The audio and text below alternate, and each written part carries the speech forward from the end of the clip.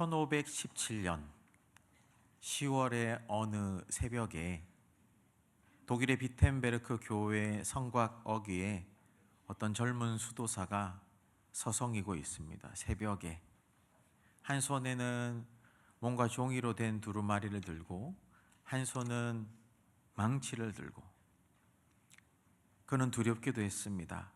이것을 해야 될까? 하지만 그 안에는 확신이 있었습니다. 이것은 타협하면 되지 않는다.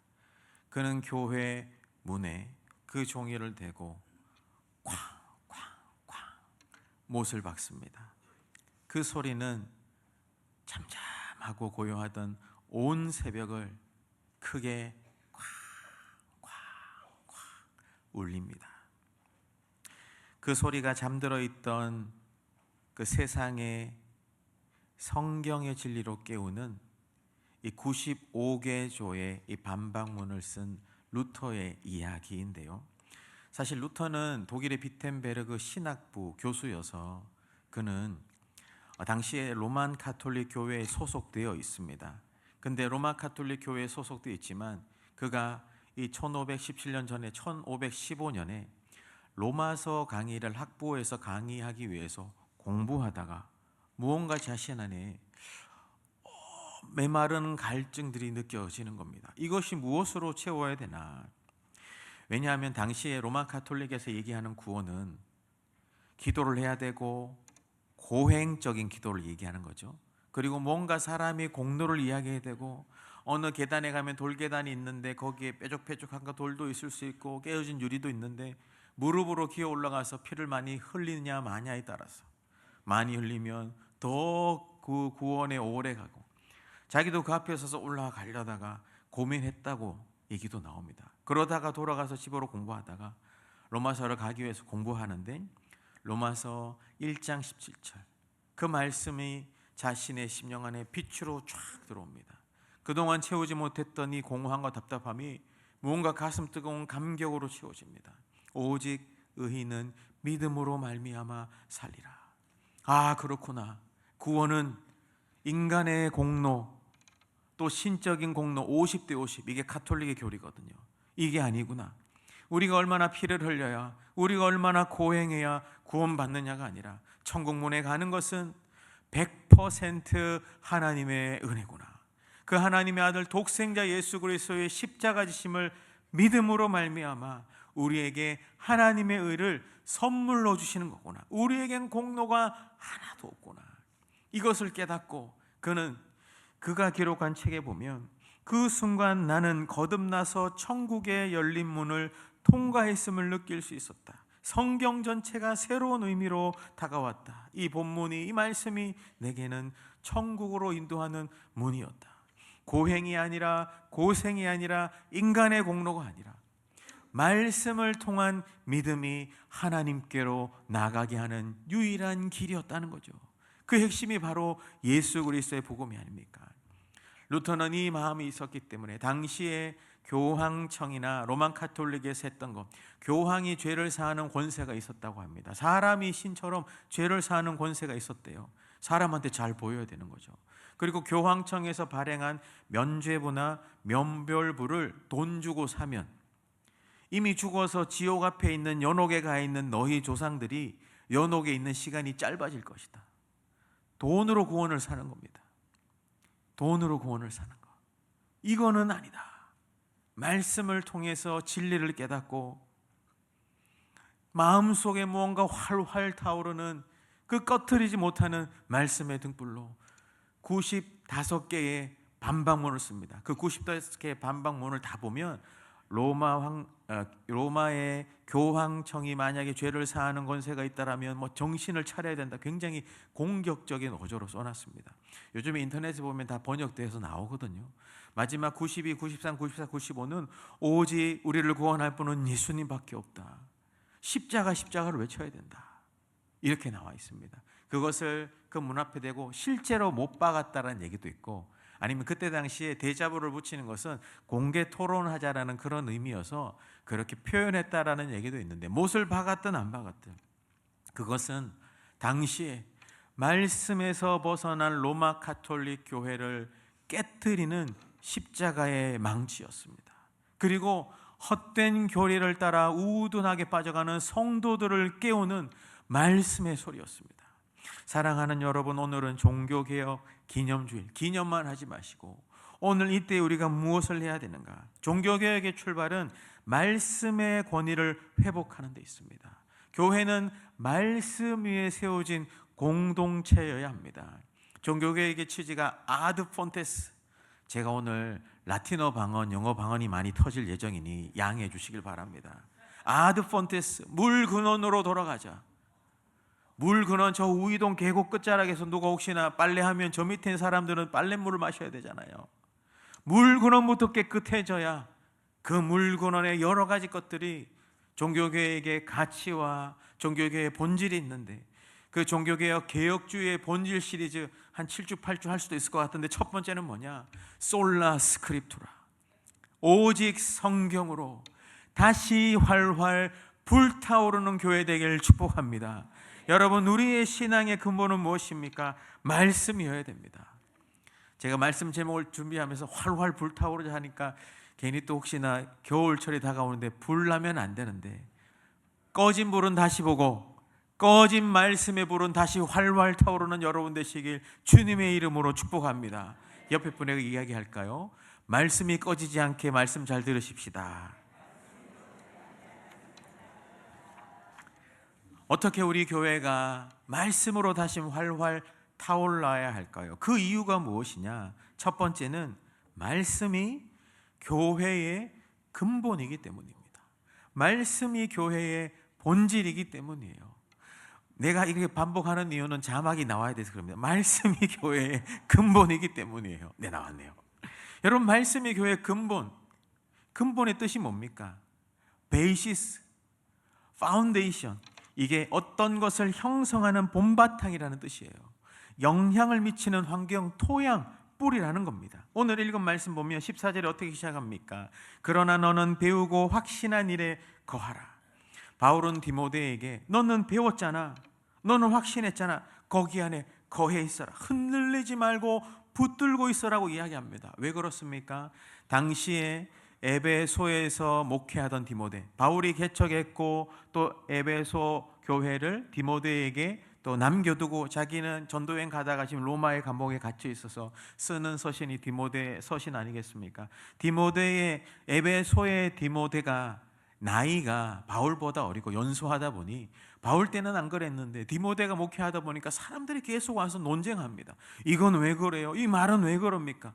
복음을 전하고 사역해야 되는데 논쟁하다 보니까 시간이 다 뺏겨요. 그러니까 바울이 이야기합니다. 너는 그런 사람들과 논쟁하지 말고 창념치 말고 배웠잖아, 확실한 일에 거하고 말씀을 전하는데 매진하라. 누구도 너의 연소함을 업신여기지 말도록 하라고. 여러분, 시대가 흔들리고 사람들이 변해도 말씀의 중심은 흔들려선 안 될 줄 믿습니다. 왜냐하면 말씀이 교회의 펀더멘탈, 근본이라고요. 파운데이션, 기초가 튼튼해야 건물이 올라가는 것처럼 말씀의 기초가 튼튼해야 되는 겁니다. 말씀의 기초가. 루터도 처음에는 로만 카톨릭 천주교회에 있었지만 로마서를 준비하면서 말씀을 통해 복음에 눈 떴잖아요. 복음이 뭡니까? 구원은 죄 많은 인간은 절대 이 죄 문제를 해결하지 못해요. 유일하게 죄 문제를 해결할 수 있는 그 하나님이 그 아들 독생자를 보내셔서 십자가에서 모든 죄를 다 짊어지시고 십자가에 올라서 그 모든 죄를 사하십니다. 그리고 그가 죽자마자 3일 만에 부활하셔서 그를 믿는 모든 자는 다 구원받게 되는 것. 예수 외에는 구원이 없습니다. 예수밖에 구원이 없어요. 그 구원의 길을 확실하게 보여주는 게 바로 말씀이라고요. 말씀. 이 말씀에서 하나님께서 말씀하신 모든 내용을 믿음으로 아멘하며 취해야 됩니다. 루터 예를 좀 더 얘기해 드리면, 루터는 그 이후에, 루터는 처음에는 자기가 95개조 반박문을 공개적으로 이야기했을 때 이게 이만큼 커질지는 몰랐다고 합니다. 그런데 일주일이 채 되기 전에 사람들이 삽시간에 이게 번역되고 또 복사되고 해서 확 퍼져서, 왜 그랬냐 하면 당시에 로만 가톨릭 교회가 너무 자기의 기득권을 주장했거든요. 돈을 벌기 위해 면죄부를 판매하기도 하고, 그 다음에 면죄부 중에도 비싼 책도 있고 또 예배 드리는 것도 라틴어로 아코모다치오 크리스토톨로스 무슨 말 하는지 다 알겠죠? 이렇게 예배 드렸대요. 그래서 예배 드리러 왔다가 앉아야 돼. 일어서야 되나 보다. 저기 혹시 집사님 무슨 얘기하네? 그런 얘기하면 큰일 나요. 조용하세요. 예배 동창 끝났습니다. 돌아가고 무슨 내용인지 모르는 겁니다. 그래서 루터는 그 종교개혁이 확 삽시간에 퍼진 이유는 하나님이 준비하셨고 그 한 사람을 사용하셨지만 예배드리지 못하는 영혼의 갈급함들이 터져 나온 겁니다. 말씀 듣고 은혜 받고 싶은데 무슨 말인지 도대체 모르겠어요. 제가 한국말로 설교하는 게 얼마나 감사한 일이에요, 여러분. 너무 감사한 일이잖아요. 근데 그런 일이 삽시간에 막 사람들이 들고 일어나니까 교황청에서는 보름스 회의라는 것을 소집하는데 교황의 사적 알레안더가 카를 5세에게 사람을 보내요. 우리 이렇게 되면 안 됩니다. 우리 로만 가톨릭 망합니다. 저 사람 불러서 탄압해 주세요. 그러니까 카를 5세가 루터를 불러드립니다. 루터는 이제 그 소속이 거기였으니 가야 되겠죠. 그런데 사람들이 가지 말라고 말려요. 왜 그러냐면 루터 전에도 종교개혁 불씨가 됐던 얀 후스나 윌리엄 틴틸이라는 사람이 이미 화형당했거든요. 루터 당신도 가면 죽을지 모릅니다. 근데 루터가 어떤 이야기를 하냐면 보름스에 있는 저 지붕 기와장만큼이나 많은 마귀들이 있다 할지라도 나는 그곳에 가서 이 진리를 전해야겠습니다. 그래서 보름스 회의에 딱 섭니다. 온갖 회유와 탄압합니다. 당신이 말한 거 내가 거짓말했습니다. 잘못했다 하면 살려주겠다. 아무리 해도 루터는 그렇지 않습니다. 그래서 루터가 고백한 거 보면 나는 내 양심이 하나님의 말씀에 사로잡혀 있습니다. 지금 이 교황과 교황청은 오류를 범하고 있습니다. 나는 내 의견을 철회할 생각도 없고 그럴 생각도 없습니다. 왜냐하면 내 안에 말씀이 증거하기 때문입니다 라고 하면서 하나님이여 이 몸을 도우소서 순교할 각오를 하고 진리를 정한 거죠. 기회되면 나중에 종교개혁 그 독일 성지 한번 여러분 방문하셔도 좋은데 저도 한번 가보고 싶긴 한데 루터의 생가에 가면 이런 문구가 있답니다. 내 손에 칼이 들려있지 않았다면 나는 패배했을 것이다. 내 손에는 말씀의 칼이 있었다. 말씀으로 나아갔다라는 겁니다. 여러분 개혁은 정치나 힘으로 하는 게 아니라 내 이성이나 편견으로 하는 게 아니라 교회는 말씀 위에 근본한 바른 신앙으로 개혁되어야 하는 줄 믿으시길 바랍니다. 오늘 우리 교회도 마찬가지입니다. 교회의 건물의 크기나 프로그램의 다양성이 부흥의 근거가 아니에요. 이게 어떤 설교든 너무 이분법적으로 세상이 다 나쁜 아닙니다. 프로그램이 다 나쁜 게 아니라 더 중요한 근본이 뭐냐고요? 말씀이라는 겁니다. 말씀 위에 세워진 예배와 기도가 힘이 있고 말씀을 배우는 성경 프로그램이 힘이 있는 거지. 말씀으로 전하는 설교가 능력이 있는 거지. 본문 이야기 해놓고 다른 이야기 하면 안 되잖아요. 말씀을 들으셔야 하는 겁니다. 말씀을 전해야 돼. 우리는 말씀에 다 헌신되어야 하는 겁니다. 대대로 소문난 맛집에 가면 VJ가 가서 막 사진 찍다가 원소스 있잖아요. 비법. 사장님 이거 뭡니까? 하면 이거는 밝힐 수가 없습니다. 대대로 내려오는 그런 비법이라고. 교회가 2000년 동안 생명의 맛, 구원의 맛, 은혜의 맛, 화평의 맛, 치유의 맛, 구원의 맛을 내는 맛집인데 교회의 비법은 알려줄 수 있습니다.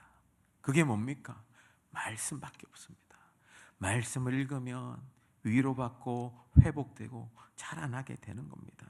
너는 배우고 확신한 일에 거하라. 사랑하는 여러분, 오늘 우리의 신앙의 근본이요 교회의 본질인 말씀 위에 굳게 서는 성도 교회 되길 주님의 이름으로 축복합니다. 그런가 하면 두 번째는 어떤 이유가 있느냐? 말씀은 성도를 자라나게 하기 때문입니다. 성도를 자게 하는 게 아니라 자라나게 한다고요. 15절에 보면 어려서부터 너희가 성경을 알았나니 성경은 능히 너로 하여금 어떻게 해요? 그리스도 예수 안에 있는 믿음으로 말미암아 구원에 이르는 지혜가 있다. 어려서부터 이 디모데는 성경을 알았습니다. 외할머니 로이스, 어머니 유니게로부터 가정에서부터 말씀을 알아가야 된다라는 거죠. 제가 신명기 6장 4절에서 9절 그때 추석 때입니까? 설교할 때 그 얘기 말씀드렸지 않습니까? 가정에서 말씀을 배우고 교회 와서 확인하고 그렇게 할 때 세상으로 살아가는 것이, 가정과 교회와 이 말씀이 삼박자가 되어야 되는데 너는 어려서부터 이 말씀을 알았지 않느냐. 이 말씀은 능히 너로 하여금 구원에 이르는 지혜가 있다. 구원에 이르는 지혜. 죄인들이 가장 큰 악에서 해방되고 자유케 되는 놀라운 지혜는 성경 속에 있는 것입니다. 시편 19편에 봐도 여호와의 말씀은 완전하여 영혼을 솟생케 하고 여호와의 증거는 확실하여 우둔한 자를 지혜롭게 하나니. 여러분, 말씀에만 구원에 이르는 길이 있는 줄 믿으시길 바랍니다. 말씀을 살펴보십시오. 삶의 문제에 부딪힐 때 말씀을 펴서 보세요. 읽어보세요. 길이 보입니다. 삶이 보여요. 그리고 16절에 모든 성경은 하나님의 감동으로 된 것으로, 데오프 뉴스토스라는 말은 하나님께서 호흡하시다는 겁니다. 모든 성경 말씀이 하나님의 숨결, 생령으로 됐다. 창세기 2장에 하나님이 인간을 생령으로 지으셨다고 했지 않습니까? 생령으로 지으셨기 때문에 우리 안에는 하나님 아니면 채울 수 없는 것이 있어요. 하나님 말씀을 들어야, 말씀이신 주님을 들어야 이것이 생기로 채워진다고요. 여러분, 말씀은 성도를, 하나님의 백성을 생기 있게 자라나게 합니다. 자게 하는 게 아닙니다. 자라나게 한다고요. 그러면서 성경 말씀이 우리를 하나님의 사람으로 유익하게 하는 4가지 방법을 이야기하는 첫 번째는, 말씀은 교훈이 있다. 교훈, 티칭이 있다. 우리에게 진리를 분명히 가르쳐 줍니다. 진리를 깨달아야 되는 거. 교훈과 책망, 리부크. 우리로 하여금 때로는 죄를 깨닫게 합니다. 마음의 양심이 찔리게 하는 거죠. 왜요? 악에게 넘어지지 말라고. 악에게 넘어지지 말라고. 다시 일어서라고. 그리고 바르게 합니다. 이게 추를 바로 세우다는 건데, 추가 흔들리지 않고 바로 세워져야 그리스도인들 가운데는 때로는 세상의 가치관으로, 자신의 편견으로 생각이 이상할 수 있어요. 하지만 이것이 그리스도 말씀의 기준으로 바로 세워져서 교정하여 올바른 길로 가야 되는 거죠. 말씀이 그런 기능이 있는 겁니다.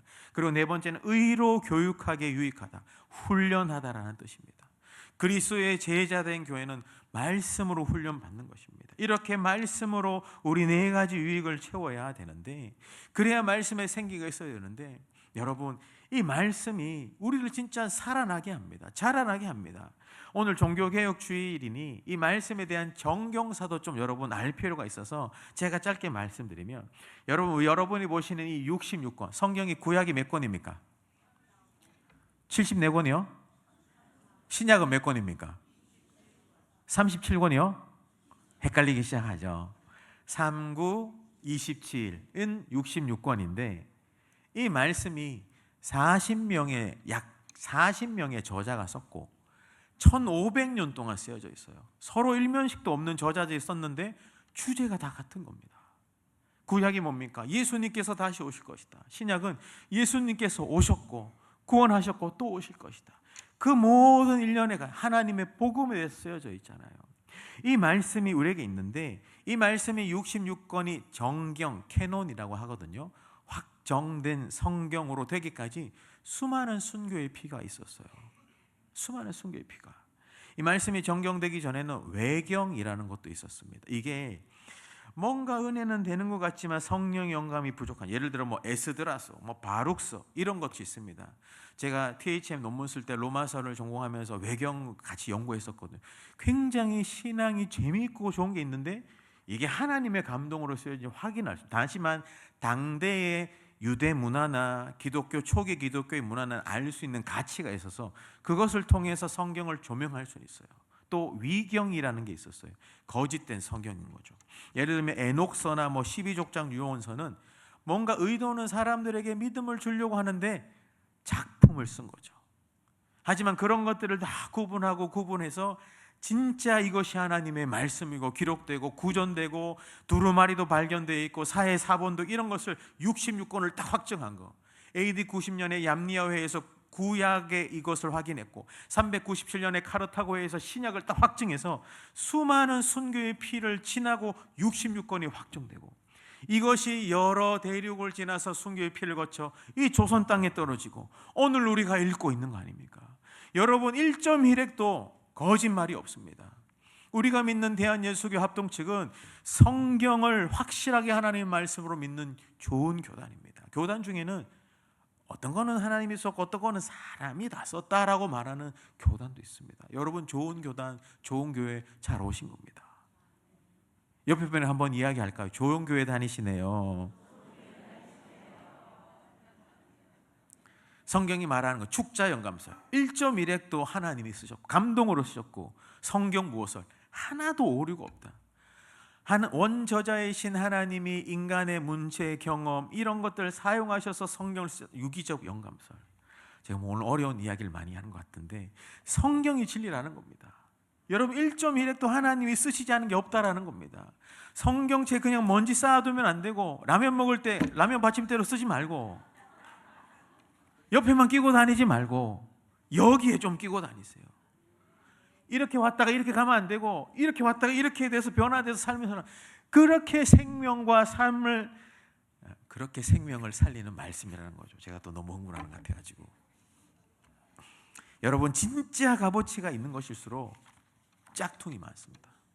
진짜 값어치가 있는 것일수록 성경이 흰자기 때문에 이단들이 판을 쳐요. 어떤 한 성도님 제가 연결돼서 만났는데 못 모르고 따라갔다가 이단에 갔대요. 뭐 이거 좋은 것 같았는데 끝이 다르대.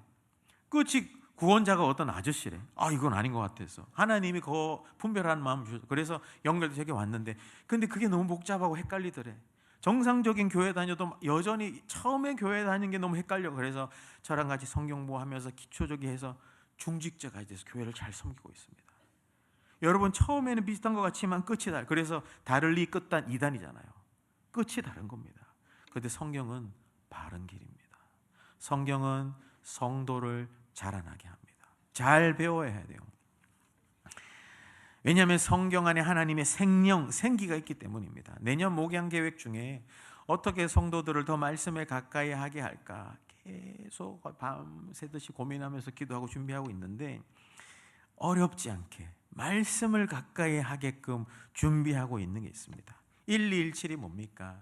그게 우리 교회 설립일 날짜지만 1217을 우리 교회의 신앙의 근본 토양 정신으로 삼자고 했지 않습니까? 말씀의 사람, 기도의 사람이 되자고 1217의 좀 확장판인데 준비하고 있는데 다 하라고 하면 안 할 것 같아가지고 신청대로 할 생각입니다.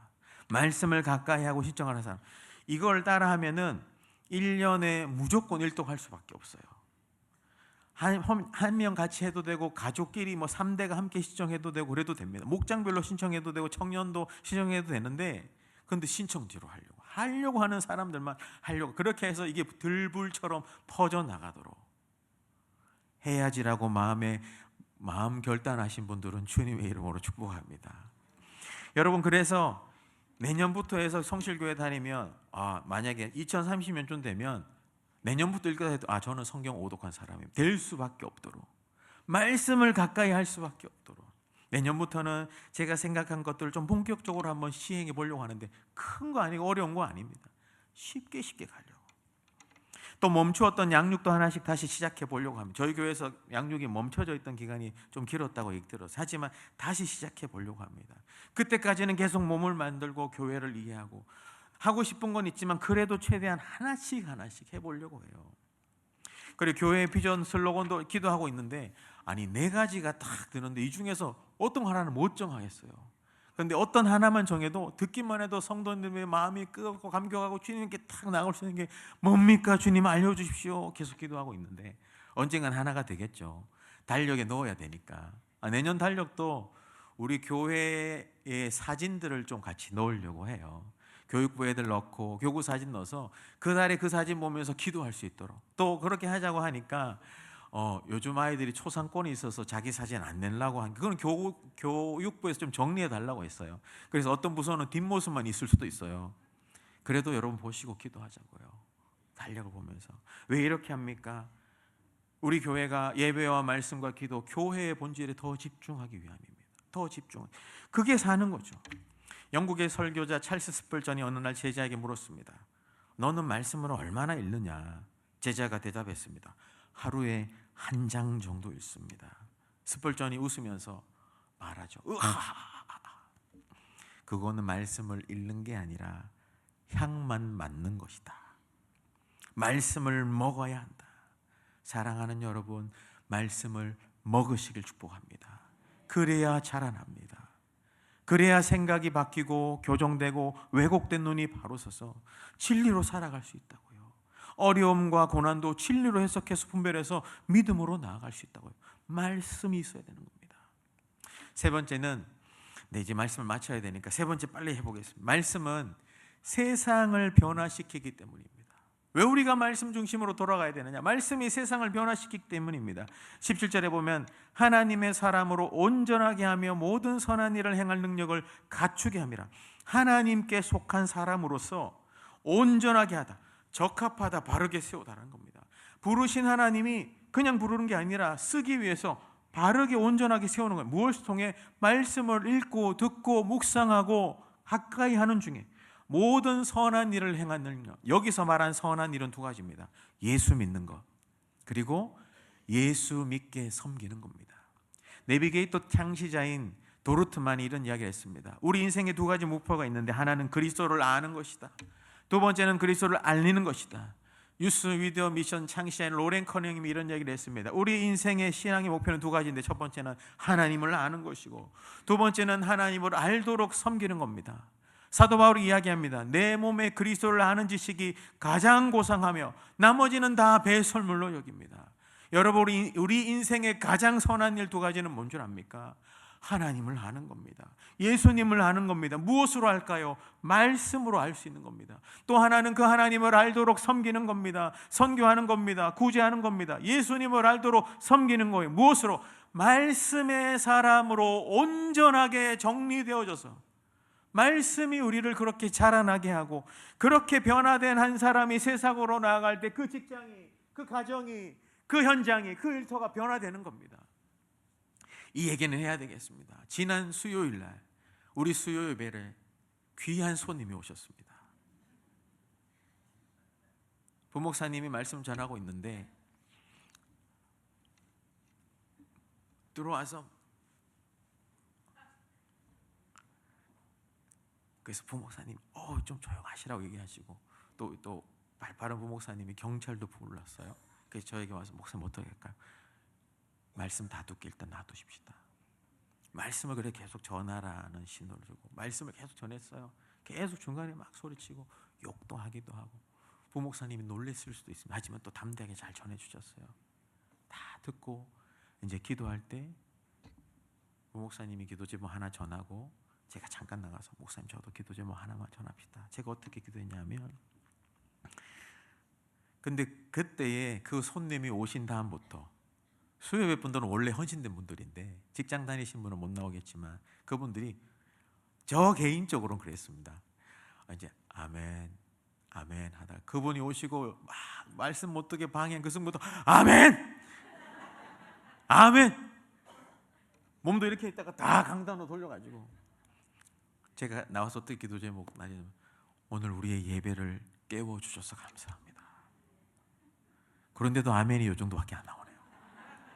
그 손님이 오늘 또 오셔야 되는지 모르겠지만 우리의 예배 드리는 태도를 깨워주셔서 감사합니다.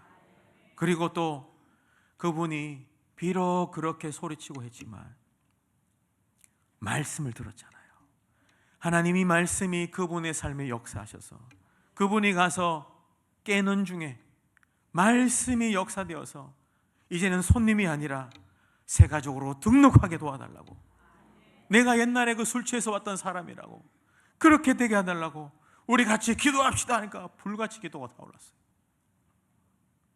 우리 예배를 깨우는 손님이었다고 생각합니다. 사랑하는 여러분, 말씀을 또 정리해야 되겠는데 얘기했죠. 시간이 가야 돼서 할 말은 많지만 넘어가겠습니다. 말씀은 말씀의 사람으로 온전케 해서 그 말씀의 사람이 가는 곳곳 가정, 직장, 일터에 그가 할 수 있는 작은 일을 통해 작은 불꽃이 큰 불을 일으키듯이 세상을 변화시켜요.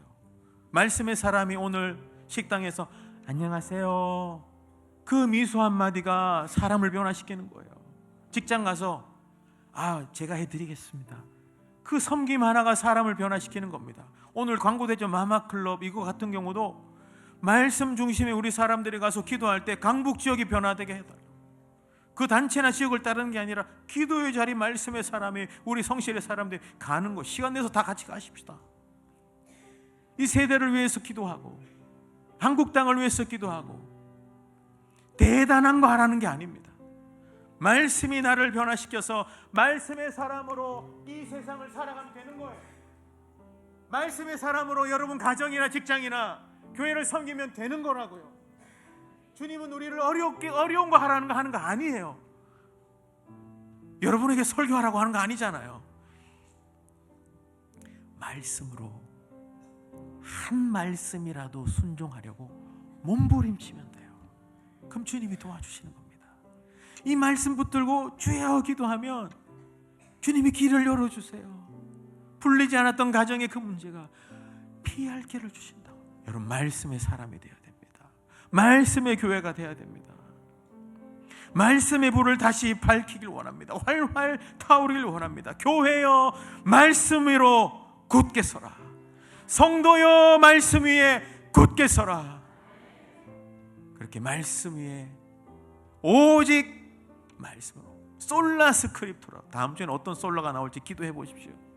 오직 말씀으로 다시 활활 타오르는 우리 성실교회 성도님 되길 주 예수 그리스도 이름으로 축원합니다.